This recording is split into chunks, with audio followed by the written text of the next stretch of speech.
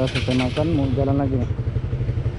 Oke guys, kami udah selesai makan, terus mau lanjut lagi perjalanan ke Takengon.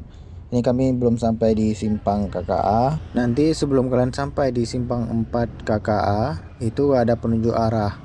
Kalau lurus ke Krungmane, kalau ke kanan ke Kurukuh, kalau ke kiri itu menuju ke Takengon atau Benar Meriah. Ini sekarang kami udah sampai di Gunung Salak. Ini dekat cafe yang viral juga sekarang, nggak tahu apa nama kafenya. Kalau kalian ada yang tahu silahkan komen. Terus ini lanjut lagi, ini udah sampai dekat Host Cafe.